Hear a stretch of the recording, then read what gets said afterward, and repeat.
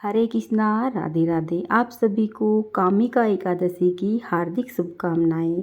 सावन मास का पवित्र पर्व जो चारों ओर भक्ति की खुशबू से महकता है, जहाँ प्रकृति भी झूमकर महादेव और श्री हरि की उपासना में लीन हो जाती है, उसी सावन के रिमझिम फुहारों के बीच आता है कामिका एकादशी का व्रत।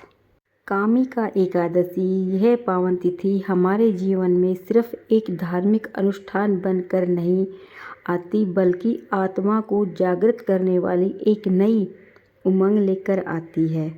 यह व्रत सिर्फ भूखे रहने का नाम ही नहीं है, बल्कि अपने भीतर के विकारों को छोड़कर शांत मन से प्रभु से जुड़ने और खुद को भीतर से रूपांतरित करने का भी एक उत्सव है।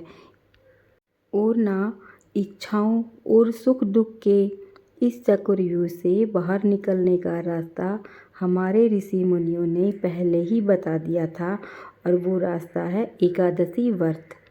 और इसी दिव्य परंपरा की पावन श्रृंखला में आती है कामिका एकादशी। कामिका एकादशी सावन मास के कृष्ण पक्ष में आती है और कामिका एकादशी का व्रत सभी प्रकार के पापों का खंडन करने में समर्थ है।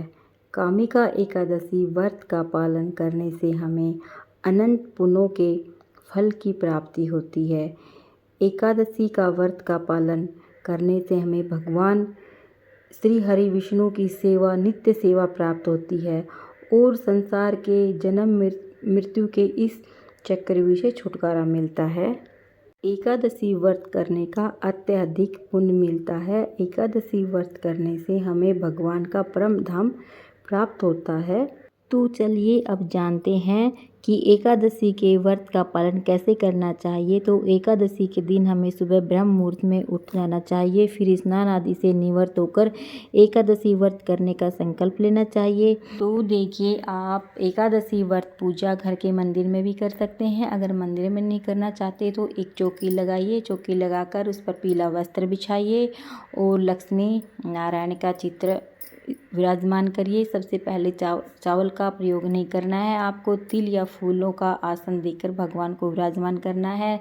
गणेश महाराज जी को विराजमान करना है, उनको स्थान देना है। फिर उसके बाद लड्डू गोपाल जी को पंचामृत से स्नान कराए, उनको भी पूजा में शामिल करें, क्योंकि लड्डू गोपाल जी भी श्री हरि के बाल स्वरूप हैं।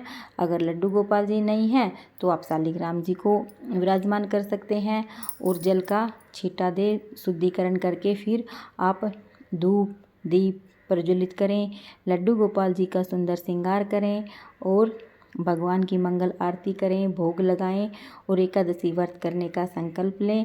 और इस एकादशी व्रत में तुलसी दल भगवान को जरूर अर्पित करें। कामिका एकादशी में लड्डू गोपाल जी को एक तुलसी दल अर्पित करने का अत्यधिक फल बताया गया है।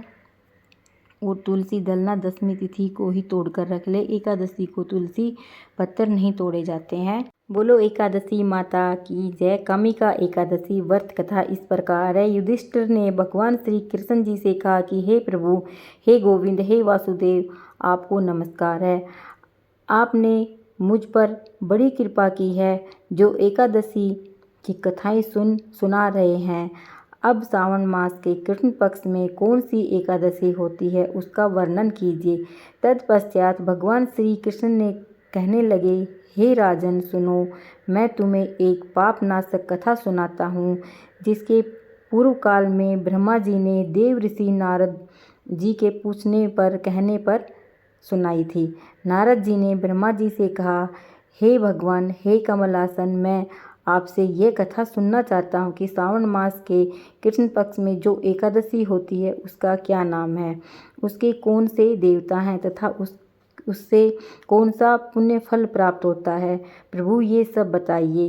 ब्रह्मा जी ने देव ऋषि नारद जी से कहा कि हे पुत्र नारद सुनो, मैं संपूर्ण लोकों के हित की इच्छा से तुम्हारे प्रश्न का उत्तर दे रहा हूँ। सावन मास में जो एक कृष्ण पक्ष की एकादशी होती है उसका नाम कामिका एकादशी है। उसके स्मरण मात्र से वाज्य यज्ञ का फल प्राप्त होता है।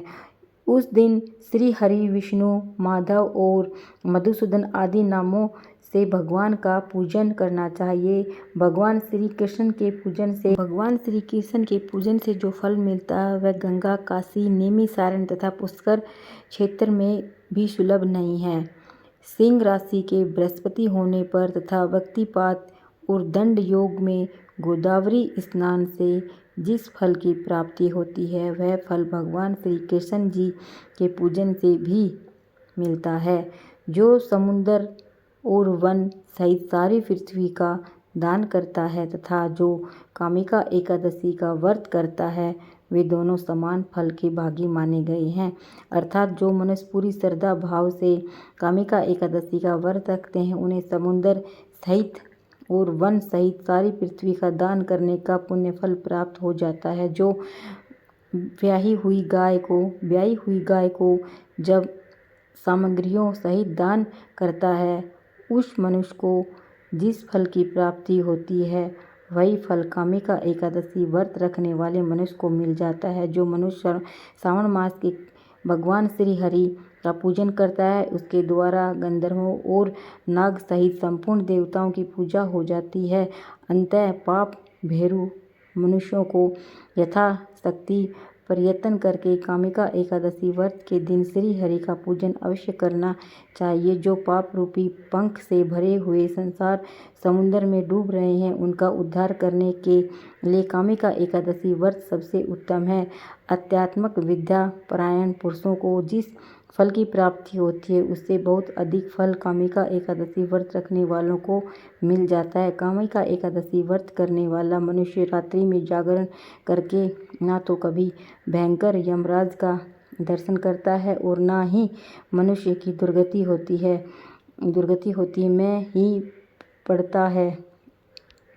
लाल मणि, मोती और मूंगे आदि से पूजन होकर भी भगवान वैसे संतुष्ट नहीं होते जैसे तुलसी दल से पूजन होने पर होते हैं। जिसने तुलसी जी को मंजरी से भगवान प्रसन्न होते हैं श्री कृष्ण जी का पूजन कर लिया है उसके जन्म भर के पाप निश्चय ही नष्ट हो जाता है। जो दर्शन करने पर सारे पाप समुद्र का नाश कर देता है, स्पर्श करने पर शरीर को पवित्र बनाती है, प्रणाम करने पर रोगों का निवारण करती है, जल से सींचने पर यमराज को भी भय पहुंचाती है।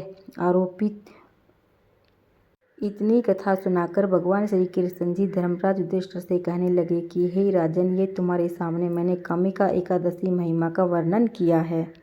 कामिका एकादशी व्रत सब पापों का नाश करने वाला है। कामिका एकादशी व्रत सर्वलोक तथा महान पुण्यों को फल देने वाला है। बोले एकादशी माता की जय।